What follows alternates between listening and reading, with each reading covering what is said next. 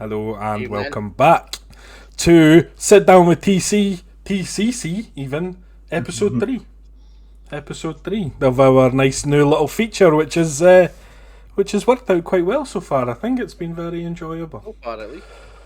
So as per, I'm Nipper, that's Fletch, that's Flump. We do have a guest with us, and Mr. Flumpasaur, I think you're gonna take control of this one, so I will hand across to yourself. I feel sorry for the rest of the next hour and a bit.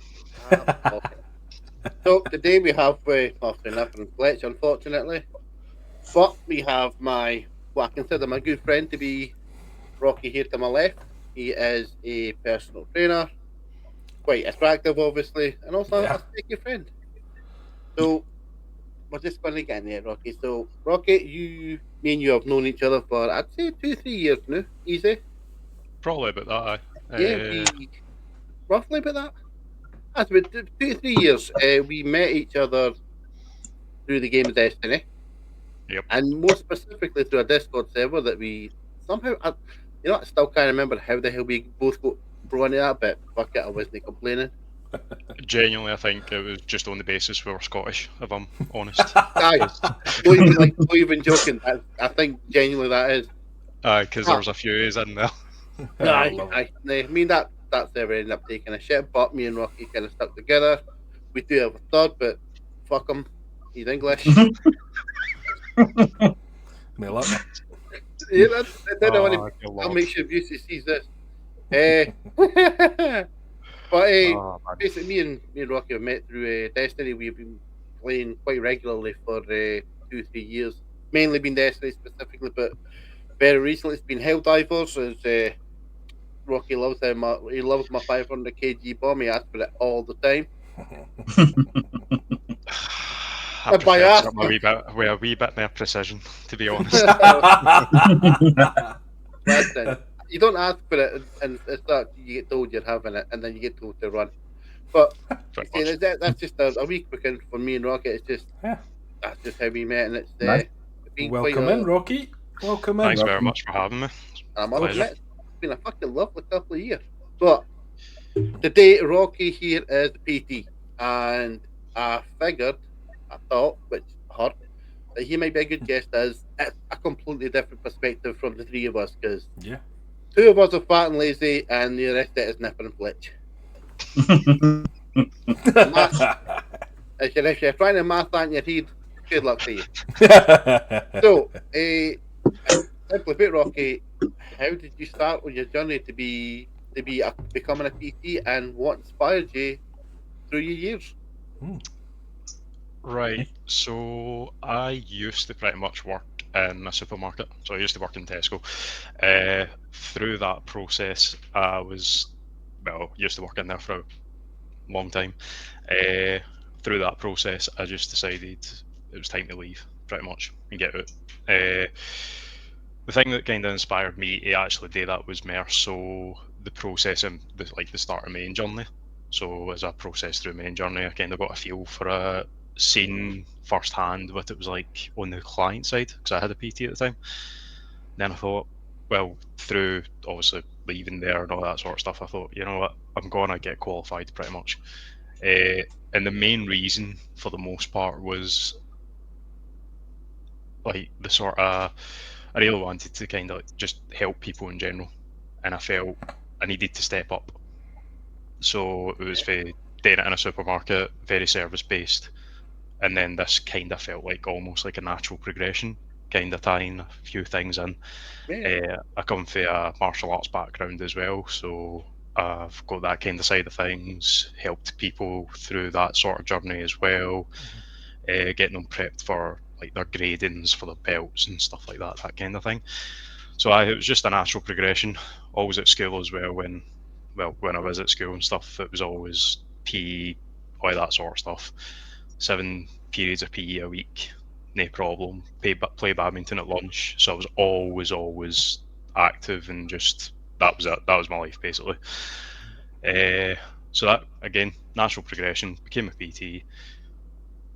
Handed in a week's notice after working in Tesco for 11 years.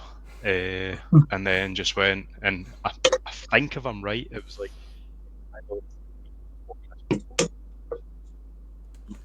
And literally that Monday after, I rolled straight into self-employed PT, pretty much. Fucking impressive, big one. So Impressive.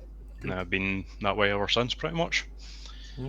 Yeah, I'd like to point out that the man has a martial arts background, and I intently piss him off and wind him up on an absolute regularly basis. Is that the first you've heard that, Flump?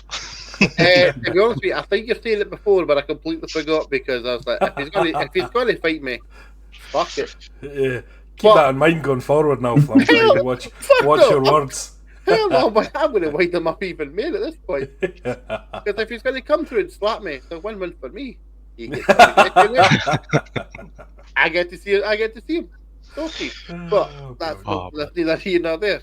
So this question is more, I'd say, personal rather than anything else. So, how would you advise someone? How would you advise someone that is looking to get a little bit healthier, whether it's through their diet, through their exercise? Is there any sort of I'm not saying cheap, but any sort of easy and sort of quick changes they can make that could be good in the long run?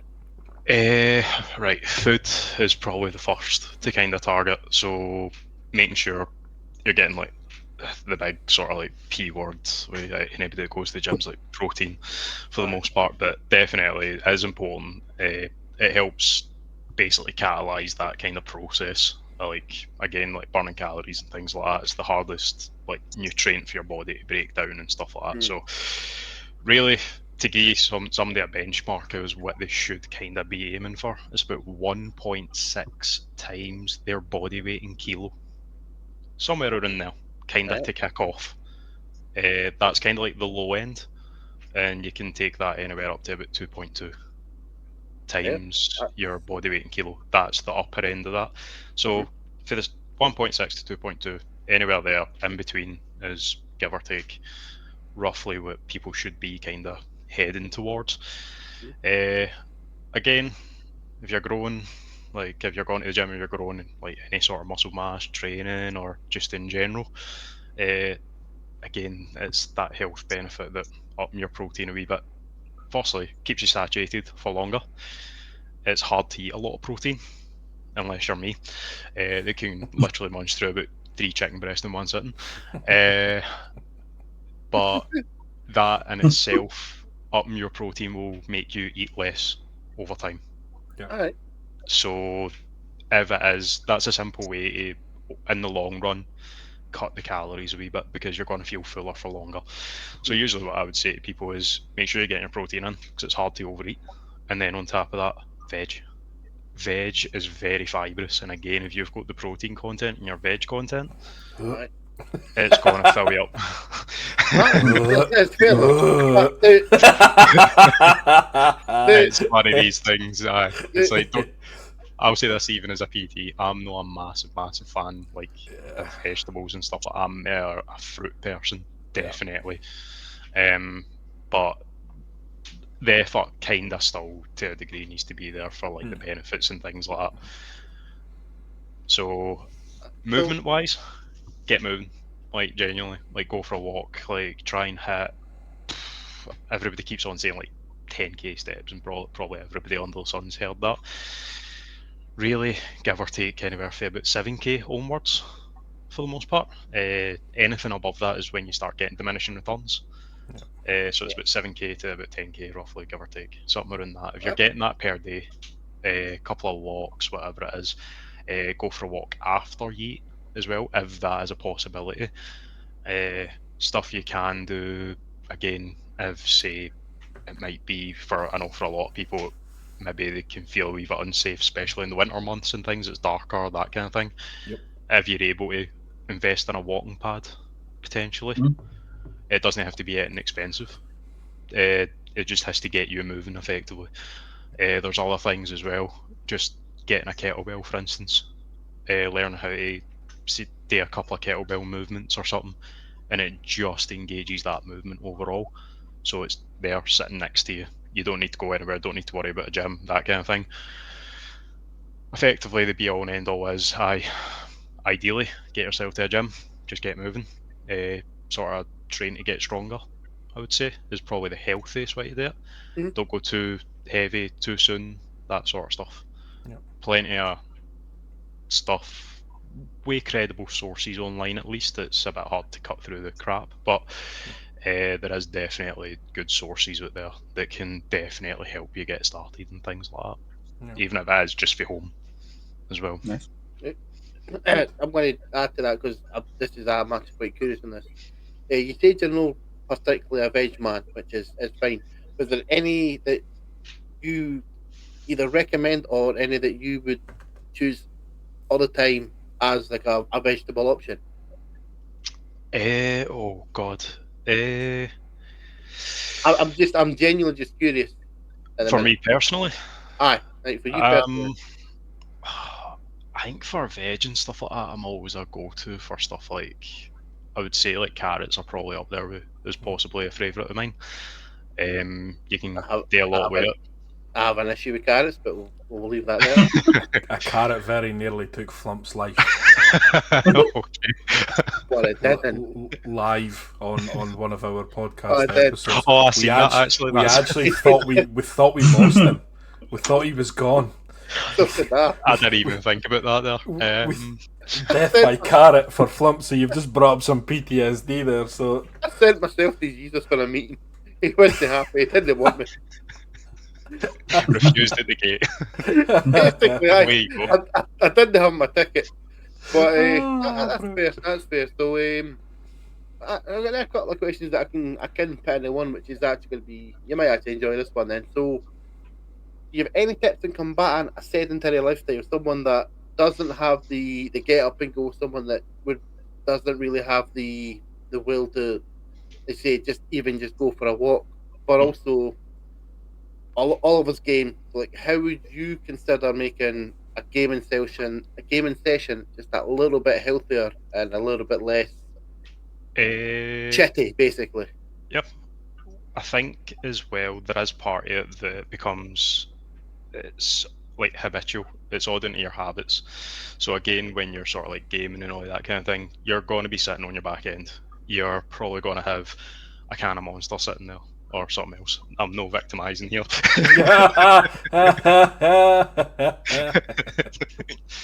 Shade flavour. That felt very specific, yeah. I can't. Have you seen what was sitting down there then? No.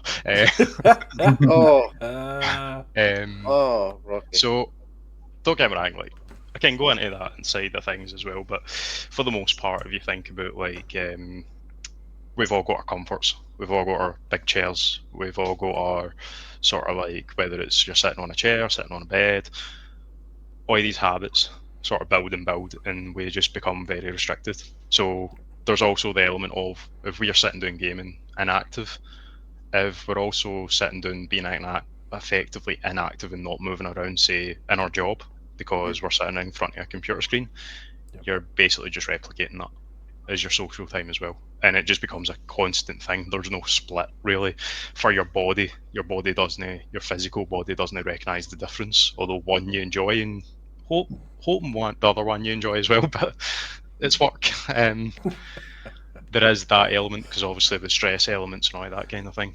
So physically, what that's doing to your body physiologically, like what muscles are getting tight, all these kind of things. So firstly, recommend better potential, whatever it is that you can say invest in these kind of things. Force yourself out of the habits. In all honesty, like, get rid of the big massive chairs, whether it's standing desk or whether it's a seat that allows you to not have as much support around you, so you're not like leaning against it, you're actually utilising your body to do it. You'll probably see me, I've been kind of swaying about and things like that. Yeah. It's because I'm sitting on a stool instead of a chair. So I've actually recently just got rid of my chair. Like, I used to have a big chair sitting like a big back piece on it and all the rest of that kind. Got rid of that, got this delivered, and this has basically got a curved bottom at the bottom, so you can't really sit still. Okay. But you also then sit in a better posture. Yeah. Because of that, you need to tighten everything up. Kind of like the way, like, if you sat in a ball, effectively, like the yoga balls and stuff. Very, very similar. That's probably a cheaper option than what I've got here, to be perfectly honest. for this, it's basically. Well, I can show you it because it's literally just there. Something like that. Okay. That's literally it. So that's the curved bottom. Yep. Basically, all that does is pretty much keeps you moving. You're using your own legs as support. So your legs are kind of planted, you can stretch them out forward. Yep. That tilts back, tilts to the side, tilts to the front, all that kind of thing. It's adjustable as well with height. So, Nice. so stuff like That's that. good, Yeah. It's a good option. It's no too uncomfortable. If I'm honest, you do get used to it. And again, it's just that constant fidget. That itself adds up to you being more active throughout the day, all the time, especially if you're finding yourself sitting down a lot, which is like your sort of non-exercise activity, or what everybody kind of knows as NEAT, N-E-A-T. That can attribute to having more non-exercise activity, which is actually where probably a good portion of your calories are actually burned, Okay. not in exercise. So it's like that attributing to more calorie burn, potential more weight loss, these kind of things, and you're not really thinking about it too much. You're just kind of doing it natural.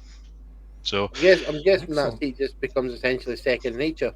Oh, And aye, no, 100%. it becomes to say a habit, but it's a Mhm. good habit because your body's consistently moving, Oh, yeah. keep you upright and whatnot. Yep, pretty much. You're using your own body to do what it's meant to do and support you as a person instead of having sinking into the back of a chair.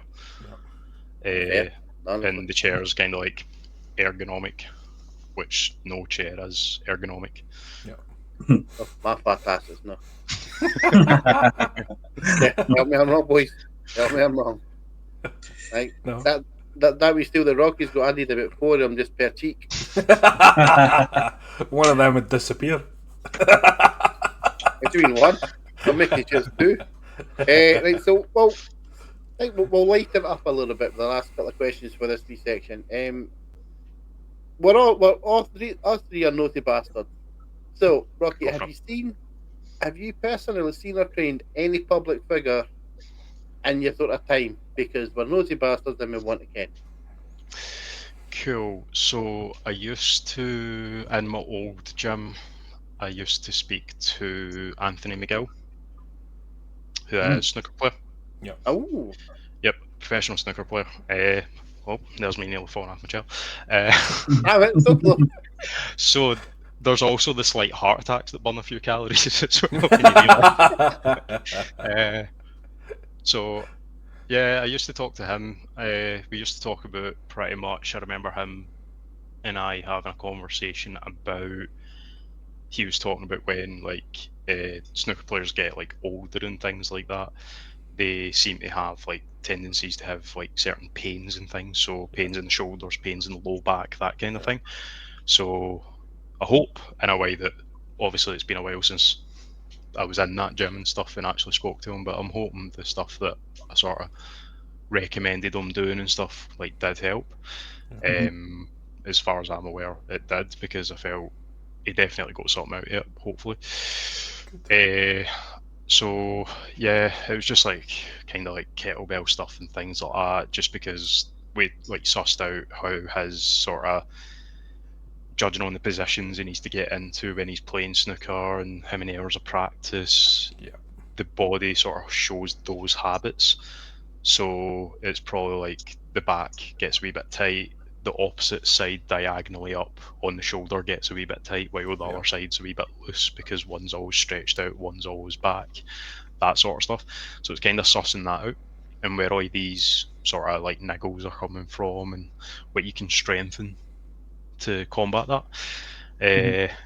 I can't confirm this, but I'm sure, because I feel when I say this, like it's no somebody you don't recognise.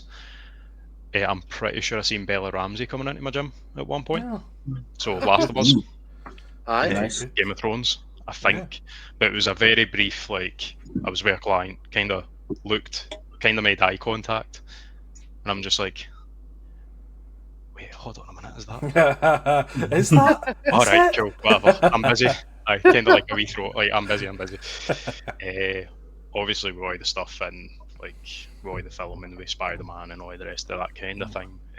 We've seen quite a bit of that outside around the city and stuff like that. Yeah. And I think I wasn't in that moment, but I was told Travis Barker, Blink 182, Oh, nice. bet you was were also in raging. with him. You were raging. No, as raging as one of the other PTs. Oh, They got a taxi to come and meet him, and he had already He'd left. left. Oh, oh, that's actually heartbreaking. Fucking Oh. hilarious. Raging, Hilarious, but heartbreaking. raging. no. Oh, Oh, dear. But I that think that's my warms list, my to be soul. honest. Honest, Good. that's a No fucking bad. decent list. No, no Yeah. bad, no I bad. tell you what, fucking, you're saying that about Miguel, the snooker player. That's probably sort of a profession that you didn't realise the kind of issues that they would have later on in their career. Yeah, the strain. 100%. Yep. Aye, Mhm. that Yeah, was quite eye opening. because you're like, they're fine. They're no moving that much. They're not doing any the strenuous stuff. They're consistently bending. Their arms are gone. Their lower back, their hips, their waist, all that. Mm-hmm. Yep. But see when you break it It's down and look at quite areas of the body that are quite prone to recurring injuries as well. Back, shoulders, arms. You know, they're all parts. If you know, I've got a bad back, I know for a fact if I turn a certain way or I feel that little twinge in the back, then that's me fucked for a couple of days. So yeah, you don't really attribute that with kind of like snooker players, for example. You just wouldn't assume that it would cause that much of an issue, but it's very interesting. You think it's obviously more the high intensity sports, so your Yeah, of football, your course. rugby, your Yep. even your tennis to an extent. Tennis, But yeah. that's very.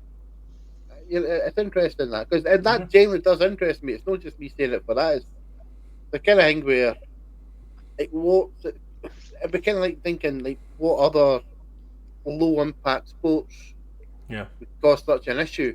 Yeah. And you go to golf. I mean, you look at that. Their hips, their waist, their back, their shoulders, basically their upper body, mostly because they're swinging, and you wonder how they can go for. You wonder how they can go for that long. Yeah. Golfer's elbow.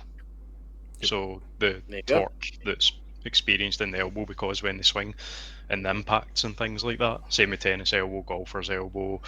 You've got the kind of things, but on that point, when you say like something that's like a snooker player, you think, oh, they should be able to all that sort of stuff. It's not exactly like accelerating to high speeds or running or anything these kind of things, but it then goes to also show you that something that is potentially inactive can also pretty much ruin you as well. Yeah. There you go. We all sit down every day and stuff like that. There you go. So it destroys the body. We are meant to move. It just shows you just that no matter if you're moving, not moving, or anything in between, it can hinder you, it can hurt you, it can help you, but it works both ways. Yep. Now, I did speak with this one about you because I was very curious. So the particular gym that you're in, I'm not going to say it because you didn't want me carrying your gym because you didn't want me coming down and looking you in the face and pooping your nose like a creepy bastard. But didn't want you specifically finding me. Anyway, if I want to find you, I'll find you. I'll sniff you. The question is like, that's not creepy. Hold on, I don't know how. Oh, I have my ways, Rocky. I have my ways. So obviously, you did say you were at a previous gym and you were obviously there. So what made you choose the current gym that you're at? Was that location? Was that sort of the benefits or whatever? Partial location, definitely. Even better now than before when I first joined and stuff. So my current gym I've been in for 5 years pretty much. But during lockdowns, my old gym went into liquidation. So I had to that fucking ruined everybody, man. So I had to basically find another gym effectively when everything opened back up. So I had applied for a couple. And then basically got accepted for the gym I'm currently in, and that's just really the way. So kind of a necessity for the most part. Just needed to go somewhere else in the moment, kind of thing. Find something else. Well, sort of liquidation. Well, COVID kind of fucked a lot of places like that. So Yeah, big it's 100%. good that when everyone opened back up, you're able to actually find somewhere that you can essentially work again. Aye, no, pretty much. Aye, there was just like, for that, especially the first main sort of lockdown, it was like 6 months or whatever it was, and it was quite frustrating with it. It's like, oh, I think transmission rate was like under 1% in gyms, Aye. and we were following like everything to the T. Like, obviously that went into liquidation. I can still remember it was a Friday when we got told at 6 o'clock on Friday that the gym was shut for the foreseeable, simply because obviously it locked down. But Aye. we didn't have any sort of like, we didn't think it was going to stay shut. Yeah. So Aye. we were thinking, oh, we'll be back in 2 weeks. And then all of a sudden it was like, oh no, there's a month. Oh, there's 2 months, 3 months. Yeah, There's 6 like, months Jesus later. Christ. Yeah. I still remember that last day, and I went to Nando's for lunch. That's my Yeah. memory of that day. Silver linings, but I was like, nah, you know what? Listen, I've silver just linings, heard the silver gym's linings. shutting. I'm getting a Nando's, man. And Nando's, aye, absolutely. It is just a little bit more of a personal question, but this is just coming off that, Rocky. So, so when COVID happened, obviously you said your gym went into liquidation and you were basically fucked for a few months. How did that affect you, sort of, with your mind, with your body, but also how did that affect you, if you didn't mind me asking, like financially? Like, was that an incredibly tough hit, or were you able to sort of ride that wave a little bit with whatever savings you had, or did you have somewhere else that you worked, or if you didn't, like, you don't have to answer. I'm just, Oh no, I'm you're good. You're good. just curious, mate. For me personally, I probably stuck on about 10 kilo a weight, I would say. Nothing bored the life out of me more than home workouts, because I lift weights. Like, my background in weightlifting is powerlifting for the most part, or now definitely more strength orientated. But it's always been strength orientated. So you tell me to go and do a home workout, 20 bodyweight squats and all that kind of thing, I'm looking at it like, nah, you're all right. So I went through the process. I lost my sleep schedule. Just every day was playing games and shit like that kind of thing. Just like quite a lot of people. Going for walks, definitely still. Bear in mind, we're also restricted to going for one walk a day, which was ridiculous.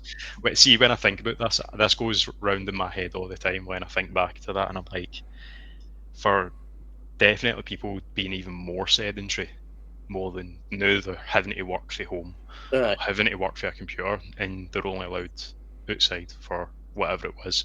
They had to minimise the time. They were told to minimise the time and the contact that you're only allowed out for one walk. I'm like, nah, you're all right. It's ridiculous. Thinking back like that has done so much harm to people. Yeah. So I was, so after all that kind of thing, financial wise, I was kind of working with my dad for a wee bit, and he was good enough to kind of like help in that process where I would go and give him a hand, and I would kind of like be paid for that work kind of thing. He was self-employed at that point. His business was like booming at that point because he was basically like a joiner, self-employed. So everybody wanted their gardens done. Yeah. Can only work outside, no bother. Yeah. It's like, we'll build a deck for you, it's fine. Oh, we'll move your shed, that sort of stuff. Stay inside, we'll be fine. Yeah. It was actually when I was out on a job with him is when I was told that my gym wasn't reopening and stuff. Oh no! Like literally the day that it hit the papers. So it had hit the media first, and then I got a phone call that day. A 2-minute phone call. Not even that. I would say about 20-second phone call. Yeah. That's bad, man. Pain in the back end, man. So that was a great day. I was like working away, and I'm just like, my gym's just shut. What the? What the fuck am I going to do? I'm going for Nando's. I didn't go for Nando's that time. I think I might have got a couple of rolls and sausage though. As long as it was square. Oh, of course it's square. Good man, because if it's none of this link stuff. with me, you'd have issues if it was like. No, you might be a powerlifter from martial arts, but I'd still whoop your ass if you fucking chose like sausage.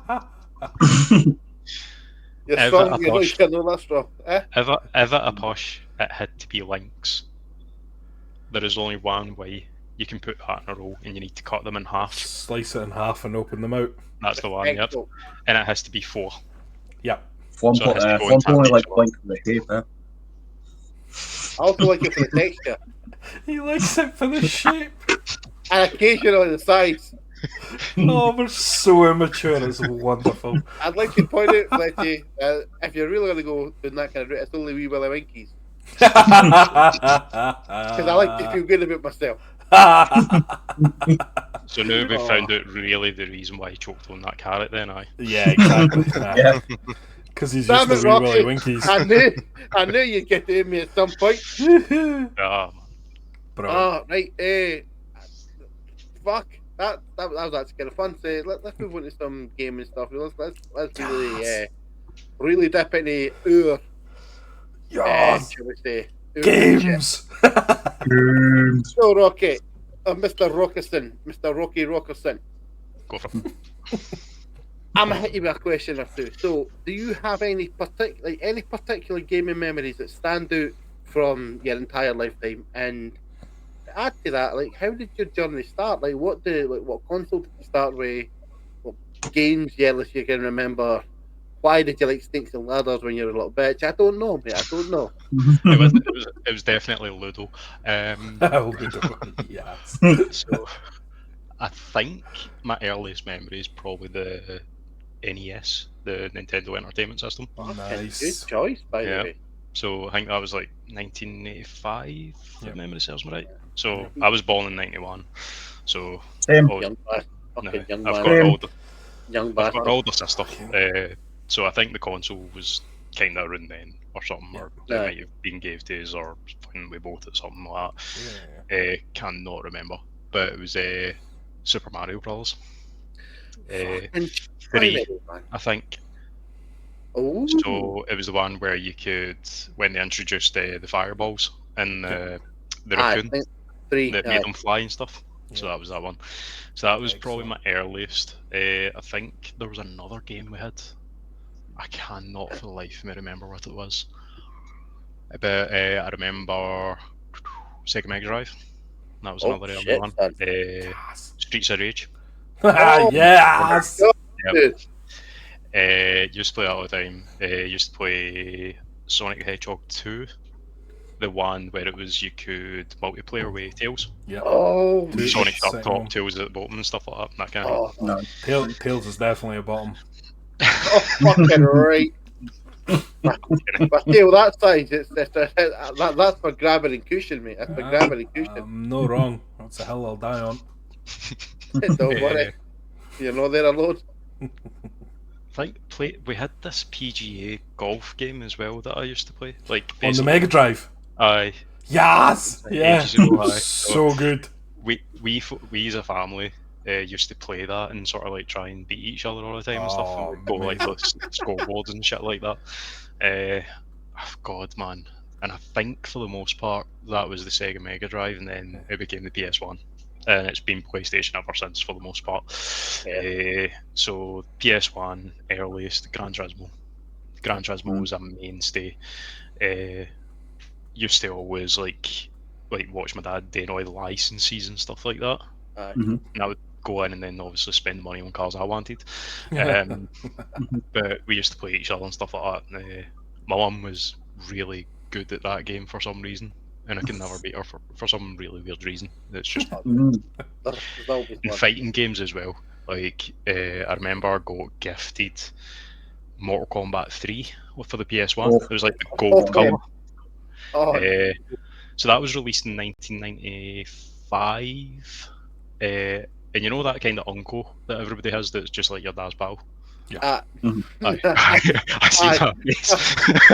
I was wondering. Hold on a minute. I was wondering where you were going with that, but aye. I do- Show us I on do- the doll. Show us on the doll. I need more than a doll. Oh, fucking hell. I Brilliant. think I broke plenty. No, you left for a Sunday with bloody Flump playing Helldivers. I'm going to touch you and I broke them at 500. You know what? Just you wait till Sunday, big man. I've got a surprise for you. Oh, Jesus. So I remember getting gifted that, and Endgame. I don't. I'm not. Sorry, Not I'm 100% sure if it was 1995 though. That was the thing. So let's say it was anywhere between 1995 to 1997 when I was gifted this. Some point in between that might have been 1998, but pretty much I was what we're talking 7, 8 or something, and obviously that was an 18. Aye. So I remember holding this, and I was like, "There's the 18 there," and I looked to my left, and I'm like, "Am I allowed to play this?" I'm like, "Don't think anybody at that point knew what that was." yeah. And then obviously put it in, and that just so happened to be the first Mortal Kombat where they went kind of more horror Yep. side of things, Mm. and I fucking loved it. It was Yeah. great. It was beautiful. So Amazing. again, Mom, fine, couldn't beat her on the game, that sort of stuff. So that kind of coincides with a lot of sort of like memories back in the early days and stuff like that. But it was Gran Turismo. I remember watching my dad play Nightmare Creatures as well.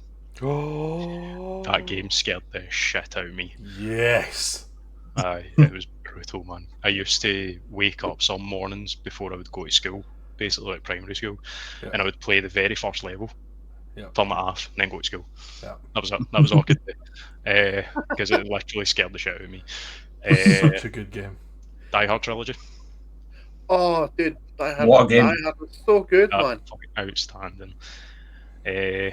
Never really go far in it or anything. I think I was just too young to understand it and stuff like that, to be Yeah. honest.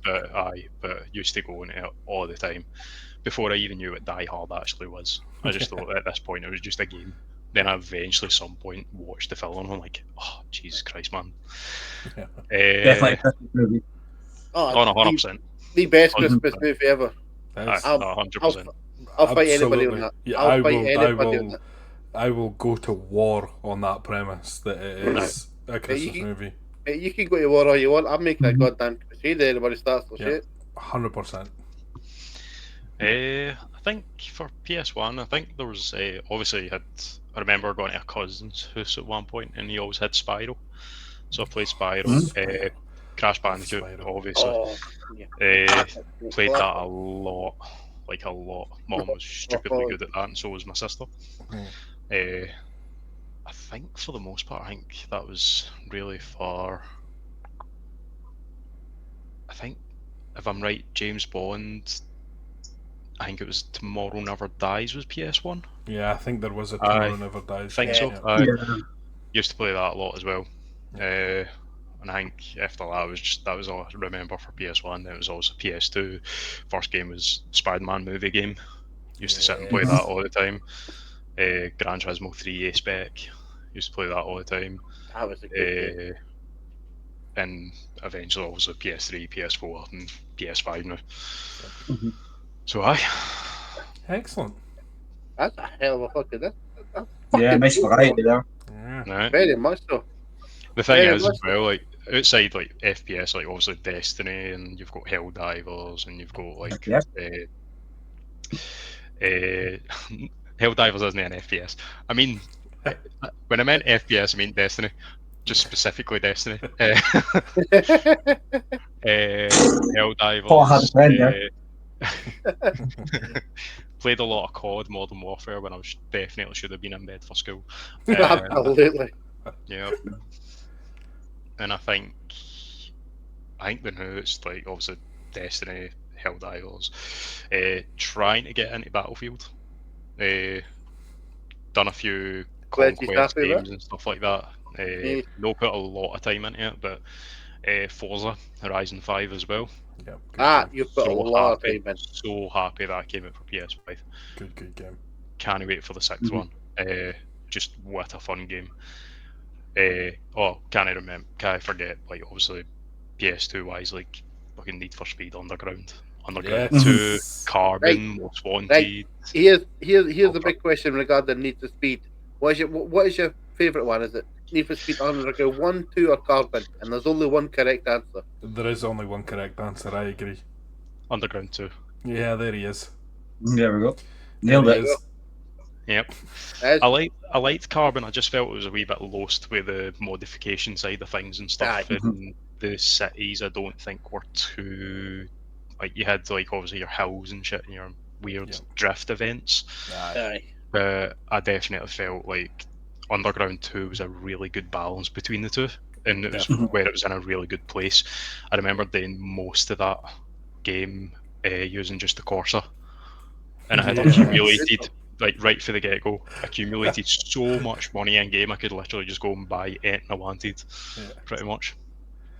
You always you'd always start with your first car. You'd potentially upgrade it to a second one, but then you would just wait for the fucking end. You just wait for the very end car, and then just not give a shit. Yep. It was great. No, it was the same with Most Wanted as well. I mostly done that in the GTI. Yeah. The Golf. Yep. Aye. And then that was it. Like literally most of it. And then all of a sudden I was like, oh, there's I'll just take that Porsche or that Skyline. Yeah, fucking the Nissan Skyline at the end. Oh, Christ, right. Just to get back a wee quick one, Rocky. Do you have a favourite console and do you have a favourite game?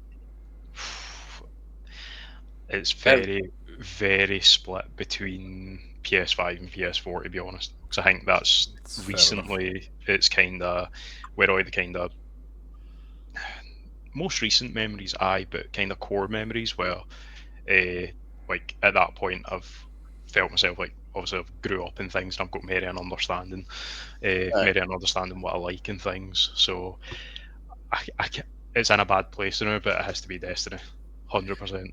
There has not been a game in the world that has took me as much as what Destiny 1 and 2 came at, 100%. It's a bad spot. I don't think anybody would disagree. It's had its low point for sure. No. But when their high points have been high, there's been nothing that can even compete with, in my opinion.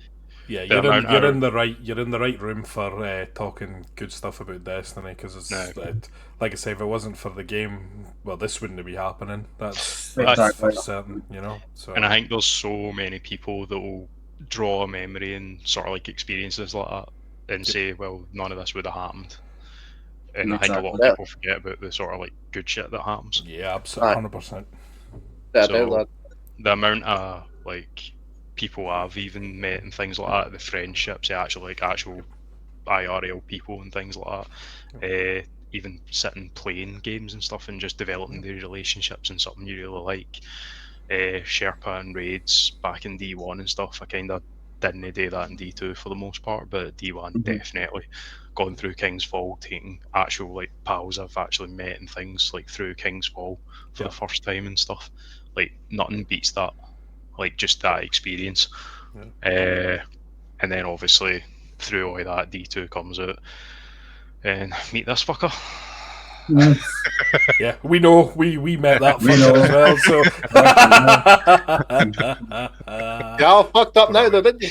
Right? You're right, though. There's probably 100,000 of stories that are similar to that, in that, you know, you've met people that you'll know for the rest of your life, that you'll go through other things the rest of your life, and it comes down to a game, and that, I mean, I think that's something that can't be dismissed out of hand. Do you know? I think it's a really important part of Destiny's identity and the culture that it's built throughout the years. You know. Yep. Definitely, big time. It's been a storm in a bottle, you could say, like a 1 in a million shot. Agreed. At the time it came out, it probably shouldn't have worked. Yep. And nearly didn't it? But it just can chugged on, and it is what it is today. Yeah. I remember in 2014 when D1 first came out, and I actually helped boost sales on the game. I was actually selling the game before I bought it myself. I bought it on the day it released because I knew it was for Bungie. That was my introduction to Bungie, really, because I've never owned an Xbox, so I've never played Halo. As soon as that comes out for the like PS5. Oh, that's going to be fantastic. But I remember taking, like, depending on the sales and things like that, we used to have they used to be like in these boxes. So you'd have the game, you'd have the cardboard in it, and they had a T-shirt inside. I remember that. I took like 3 of them that didn't sell, pretty much, like the actual boxes, because we're told to take them off by a certain date, pretty much. So I took 3 of the T-shirts because I had to wear one for my uniform at the point. So I was advertising Destiny and stuff. So that's actually before I even played the game, I was actually selling it. No. And I was like, great. Excellent. Yeah, I alpha tested with Destiny 1. then did the beta as well. Yeah. Nice. To be honest with you, I'd known nothing about it until this is fucking a world of shit here. I used to watch. In case you still do a YouTube channel called The Rad Brad. Vaguely. Right, I like Brad. He's good. See, I knew nothing. I didn't even realize Bungie was making their game until he was playing. He was playing the alpha. I was watching. I was like, this looks kind of fun. Then I played the beta, and then what happened was Bungie came into my house, jacked me up, and went, "You're now an addict." I was like, "Cool. Here's my wallet. I'll see you in 10 years." Bungie came into my Yeah. house. Gee, aye, okay. man. That's how it felt, Nipper.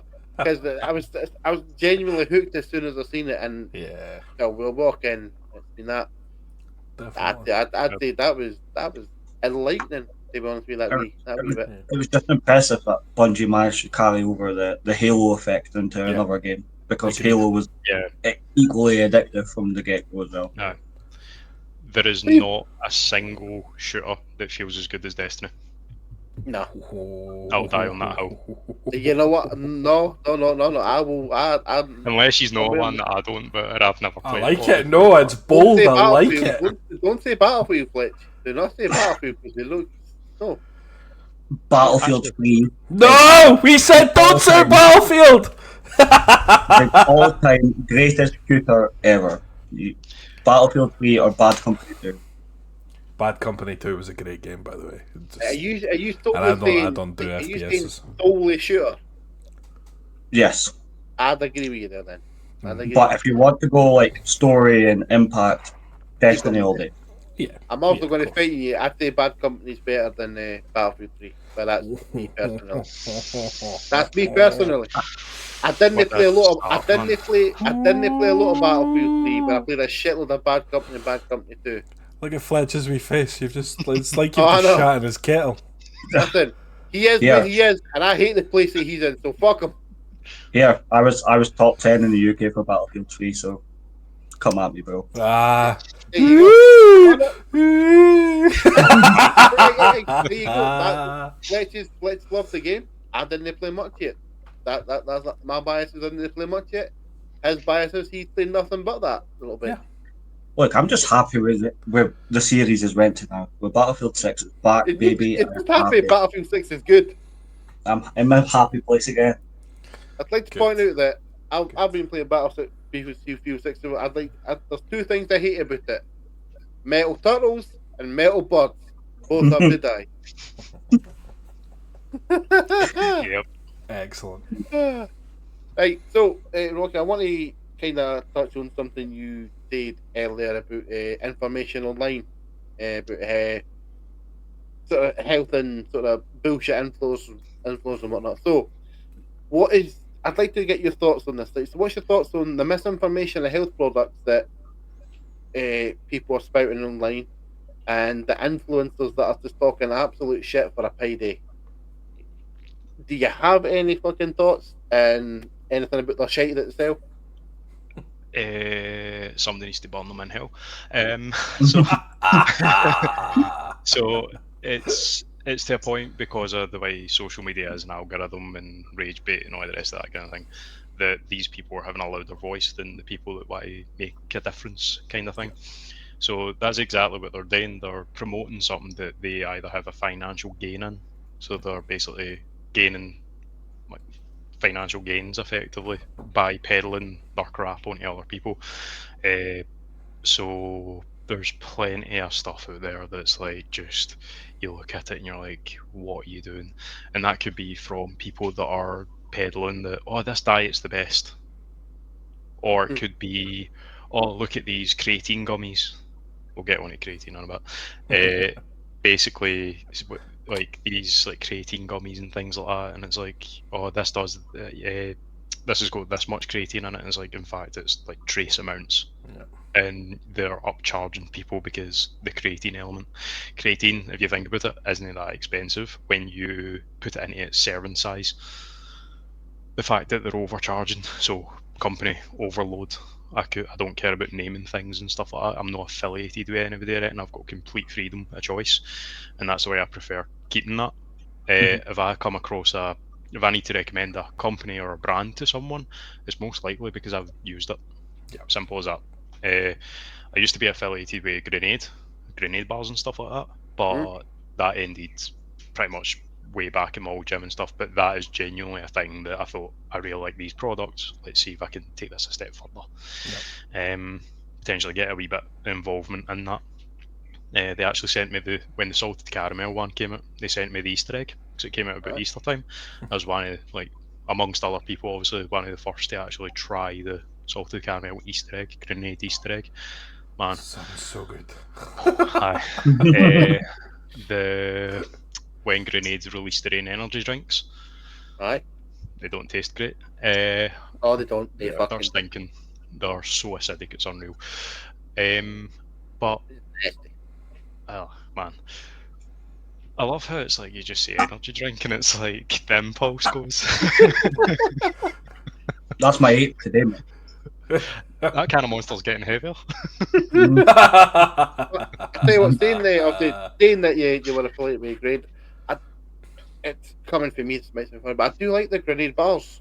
It's like when I'm at work, I'll usually buy one for starting my shift because that will usually take me the 3 to 4, potentially 5 hours work that day before I get my break. And it's cracking because like when I do get my break, I didn't eat much in my break, which yes, it's fucking true. Might be a fat cunt. I don't eat as much as you think. So it's like I'll eat. I'll maybe a piece and some fruit. Yes, I'm fucking trying. Alright, don't fucking judge me. But that grenade bar does like a whole fucking kettle difference because I feel a difference, but I have it in my dinner. If I don't have it, I get angry. I get aggressive. I get cranky. I become a baby back bitch because obviously my stomach's fucking needing something in it. But then eat my grenade bar. Yeah. What? Oh, worse than normal. Nipper. Worse than normal. Okay. I'm talking.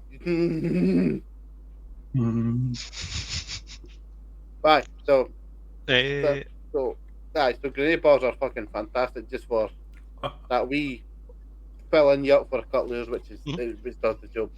They've built a brand definitely that sort of separated itself from other brands. Obviously, they've went a wee bit more worldwide with like sponsoring AC Milan and things like that as well. But it's definitely like the biggest thing for them is plenty of protein in the bar. It's a brilliant alternative for say rather than shoving a Mars bar in your face, which is like 260 calories or something. And it's mostly sugar and carbs, compared to something that's like a grenade bar where about 20 grams of that's protein. Now, great alternatives for that. Great sort of snack. I think Tesco does like the small bars and it's part of like the meal deal sometimes as well. Aye. So it's a good alternative to give you that sort of like 16, 15 gram protein boost essentially with a meal deal or whatever. But again, they've done real well with cutting down the sugar that's in it for that 20, 22 grams of protein, but the amount of flavours they've got as well. It's most likely that they've actually got something there for somebody. You might not like all of the flavours, but there's maybe a higher chance that you're going to find one. Particularly at my work, I think there's 7, maybe 8 flavours just on the shelf, and it's cracking because I can have a different one every day. Aye, so I think definitely in that regard, like if stuff like alternatives that way is really good. You're going to need to say that question again, Flump. You need to reel me back in. So the misinformation on the health products That's the one. we've covered. But then it's also the influencers peddling their, I'm just going to say peddling their shite, their fucking snake oil. No, that's exactly what it is. The bullshit. It's like, especially in the supplement game, definitely. They say like, supplements and all these kind of things. Like, it kind of did a wee bit kick off with like fat burners and stuff like that. Oh, that's a pile of shit, doesn't it? It's like, it creates more thermogenesis in your body and stuff like that. It's like, get the fuck, it's got caffeine in it. Just drink a can of Monster. And it's tastier, and you don't need to take a pill. There's also things like, it's like, they say it's like thermogenic effect. It's like, it raises your heart rate, no wonder. It's like, that's, if you think about it, it's like, it's no burning fat. You've got stuff like, again, like I said, like diets and stuff like that. So a lot of these influencers like you've got like some that you think actually maybe there is a kind of some benefits maybe to some people, like again like your carnivore diet, which is just all meat. I Mhm. never recommend them. We are omnivores. We are meant to eat both. Simple as that. But say the extreme end would be like they are trying to say like pedo, or you need to eat raw meat, raw chicken, especially. It's like And really, are we really at that day and age? Cool. There's raw milk. There's a lot of that going on now. Oh. Yeah, Mhm. raw milk. It's like, well, see all that bacteria? Aye, it's, you know why we heat it up to kill? Yeah, aye, cool. Cheers. Yeah. That's it. Why is it green? See you in hospital, bud. Yeah. Wow. Where you belong. But it definitely, like, there's a lot of that stuff, and it's just people that are just like they catch on to like these things and say, "Oh, this is why this needs to be," and it's like, no, you're uneducated. You're talking Yeah. shit.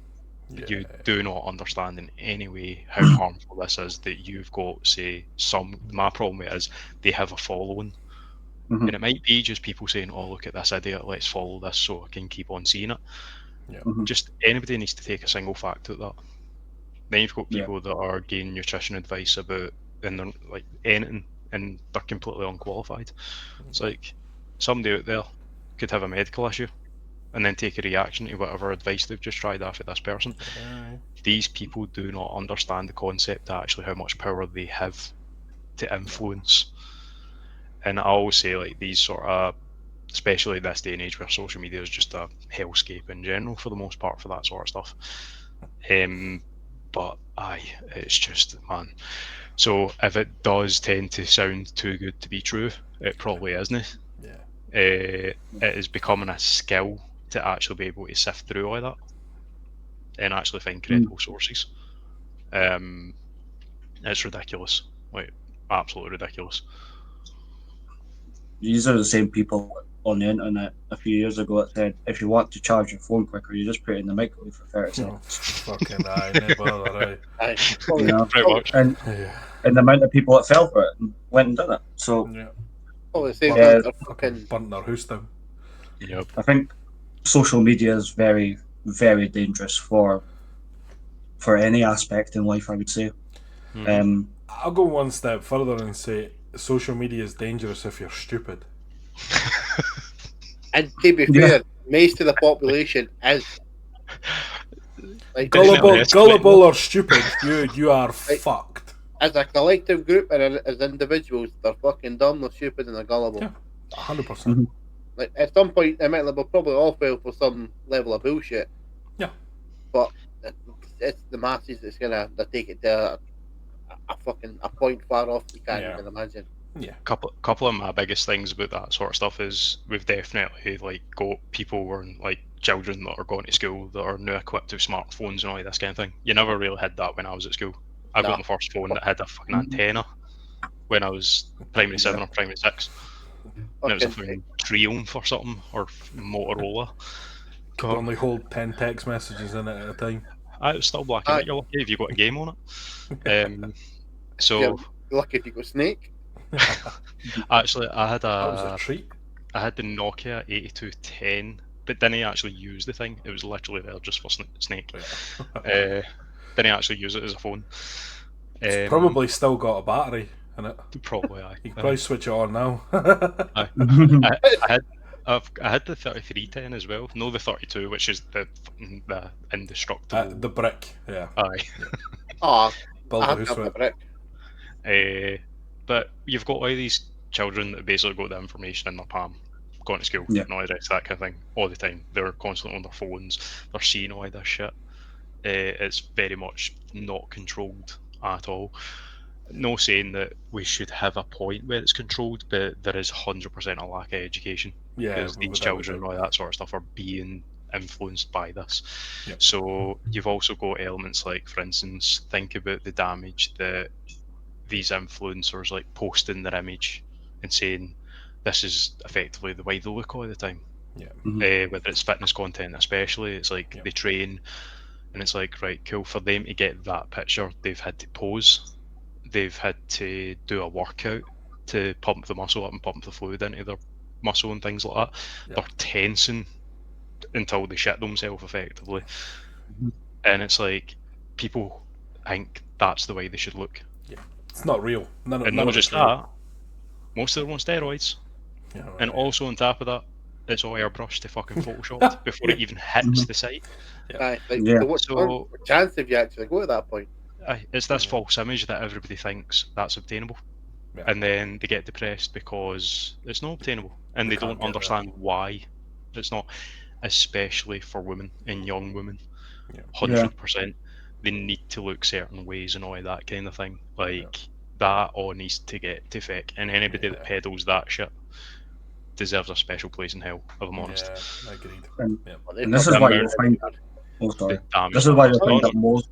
This is why you'll find that most kids these days are being bullied at school, Mhm. because they're not looking like the perceived images that everyone's seeing on TikTok or Yeah. this and that. Mhm. Like, I can personally attest to, like, I've got like family that are still at school, like nephews and stuff, and yeah, they find it difficult because there's all these trends that going on, and they're not living up to the image that's portrayed on on these in videos. And like you said, when we were at school, we never had it. Yep. No, No, Like- fuck no. nowhere near as bad. No, We're lucky if we had a picture in a textbook sometimes, never mind that now. exactly, yeah. I'm fucking. For me, Nipper, that might be true, but for you two, I you had pictures. What's a textbook? What's We a use picture? tablets and chisels. Yeah. Like, especially like in your world, Rocky, it's damaging because you're probably going to have these clients that come into you for all the wrong reasons. Yep, I've had a few. I mean, I think when people are getting, say, like their mid-20s, I think they're maybe waking up a wee bit and they kind of shake themselves a wee bit, definitely. But there is still, even in the gym and stuff, you can still see certain cases of there is still that immaturity to a degree. No in a bad way on that person, but the immaturity being because the industry's got that sort of hold of that influence. Whether it's somebody saying, "Oh, why I look like Chris Hemsworth" or something like that, and I'm like, you need to give up your life. Oh no, Like literally, it's like you need to give up your life because if you want to look like that, you're gonna need to do effectively what Chris Hemsworth has to go and do. Yeah. Plus, I think it's like Advil as well. Like it's like effectively like a testosterone kind of thing and stuff like that, and all that. That basically is really big in Hollywood, effectively. That's another thing. People need to be more honest about that shit. Yeah. There's not enough of people coming out and saying, "Oh, by the way, we do take this and do that." That really, there's no way you say The Rock can turn around and do what he does and they'll be on something. Yeah. well, But you yet, no disclose that. Yeah. Yep. I mean, All your wrestlers, for the most part. Like, I mean, you look at the Rock sort of a few months ago to how he is now. That is a massive fucking change in size. I So it is. mean, he'll 100% have a chef making everything for him Aye. to the absolute T, to a science. 100%. He can fund it. Yeah. We don't have that access. No. So it's like, You're No. right. We, So it's we not- ain't now. it's not just the training or the steroids, it's the private chef and the nutritionist and the dietitian telling you exactly what to eat and how much it and when to It's eat the, it. it's the money And you need having as well. all the time in the world to do it. Yeah, Yeah. Like, because they don't have a that's normal day literally job. their Time and money. Aye, I tell you what, that is the. That's been quite Excellent. an enlightening hour. I might add. Yeah. No. Absolutely. Now, Absolutely. I'd like to Rocky. We'll call it there because it's quite a good place to end it. Rocky, All good, all fucking good. thank you very much, mate. You've been Yep, enlightening. You've been absolutely. fantastic, and you've been All a good sport. To be fair, It's It's Hey. been an very- absolute pleasure. Thanks for inviting me. yeah. No. The Rocket Nipper has the final question for you, so I'll pass you over to Nipper, and Yeah. you go, Nip. So mine's is more kind of.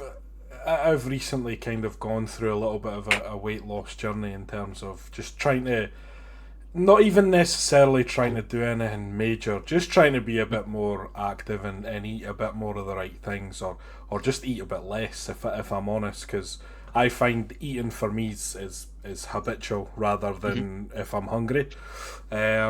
So the question I was want to ask you was, I work 45 hours a week. I've got a full-time job. I'm out of the house at 6:30 in the morning. Sometimes not back till the back of 6 at night. I've got a family. I work in an office, so I'm sat on my arse most of the day. A lot of my time is taken up through what I would just call life, between work and gaming.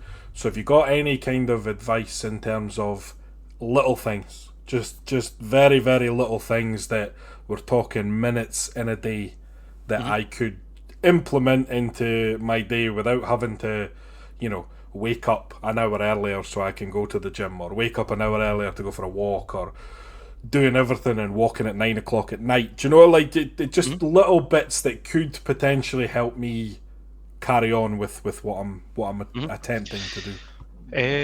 Yeah. So I'll start with the food wise and stuff. I'm going to say the absolute but there's a benefit. The cardinal. Oh my god, no chance. Food prep. So prepping your food for the week can give you a plan to go to, so that you know exactly what you're having every day.